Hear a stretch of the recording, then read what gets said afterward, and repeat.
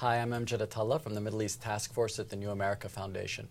We have today as our guest John Ging, who has given us an excellent conversation today that you can see on www.newamerica.net. However, we wanted to have a short conversation right now and just get at some of the most salient issues that are relevant on Gaza. John Ging heads UNRWA's operations in Gaza. This is the United Nations agency responsible for taking care and providing for Palestinian refugees. He's visiting the United States from the Gaza Strip, and we're very appreciative that you've taken the time to be with us. John, the big elephant, when you're in the region, the disaster that is Gaza is in everybody's face. Everybody recognizes it, everybody sees it. In the United States, it's the hidden elephant. Nobody talks about it. Everybody talks about settlements, everybody talks about the politics of the conflict, but nobody talks about what's really happening in Gaza and what needs to happen in Gaza. Can you tell us a little bit about where Gaza is right now after 8 months and 6 months of this new administration? Has Gaza gotten better, or is the situation right now worse? Well, sadly, the situation is much worse, and of course that's not enough to say because that's a relative term. We've 1.5 million people effectively imprisoned in this little strip of land called the Gaza Strip, and 80% of them are depending on handouts of food assistance from the UN just to survive. We did recently another poverty survey and found that the abject poor, i.e. that's those that cannot survive on food alone. They need money for toilet paper, for soap, and so on and so forth, and they have no money. They've no income whatsoever, has risen from 100,000 to 300,000. So we see a tripling of the poverty at the worst and lowest levels, and you can also take it that there's been a tripling of poverty and impoverishment at all of other levels as well. Now that's the daily plight of those 1.5 million. 1 million of them are refugees. They're in our care at UNRWA, and we're really overwhelmed with the challenge that we face to help them just to survive. Well, what's the proximate cause of this tripling of those negative indexes? What is the one reason? Is this a result just because conditions are degrading, or is it as an immediate consequence of the siege? The siege. The siege on Gaza is the biggest contributor of all to the humanitarian situation, the humanitarian disaster that we have on a daily basis in Gaza, and it's the key to unlocking that. We have to find operational solutions to overcome the very legitimate security concerns and challenges that are faced in providing access, not just for humanitarian supplies, but for reconstruction supplies, to rebuild the homes that were destroyed, to rebuild an economy, to rebuild a life. To restore dignity to 1.5 million people, and then to give access for them, freedom of movement.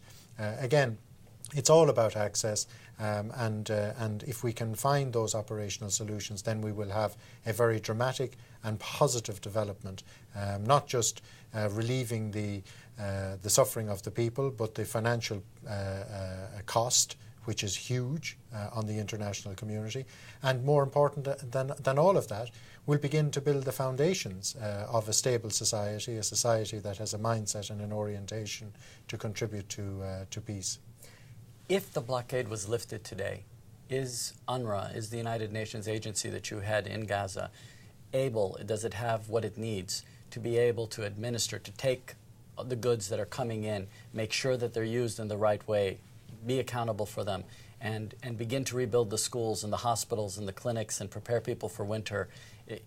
Are you ready for that, or is that something that is going to also need to be shored up? We're ready. We're ready to go. We have been ready for months. We have a very elaborate plan. There are issues and concerns and challenges vis-a-vis the integrity of the aid effort that we have addressed, to make sure that every bag of cement would be properly accounted for, just as we have to account at the moment for every sack of flour. We have the systems in place, we have the people in place, and again we should be judged on our actions.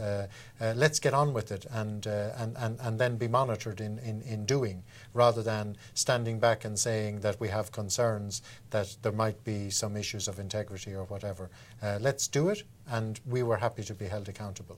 One last question, John. You would think that with the situation so horrible that the Palestinians would be the children in particular would be very, very angry, they would be extremists, they'd be growing up in an extremist environment. This is one of the things that's often stereotyped here in the United States, and yet you went ahead this summer and you had a whole series of summer games for the children of Gaza, and they broke a Guinness World Record, which you can watch. If you go to our front page at New America, you'll be able to click on the events page and go to the Gaza video, and you'll see them breaking but you want to tell us a little bit fantastic. about that? I mean, this is the thing. Half of the population of Gaza are kids, under 18. That's 750,000. Massive potential and a great spirit. So we had 250,000 of those children in our summer recreation program this year, and part of that program was to build little kites. We found what the world record was, and they smashed it. So now they're world champions. This, of course, is the message. It's a message of positive. It's a message of hope. All we have to do is create opportunity, and we're going to get a positive dividend from that. The potential is there, and we need to unleash it in a positive way. So again, we're very proud of that, and we also point to that as another side to Gaza that is often not realised. That you have 750,000 children there, and what they'll be when they grow up will be determined by the environment in which they grow up and the influences on that, and that's where we come in, of course, to make that a positive development. John, thank you very much. I certainly hope that our government helps you and provides you with everything that you need in order to lift the siege and in order to distribute these goods and break some more positive world records. Thank you very much. Thank you.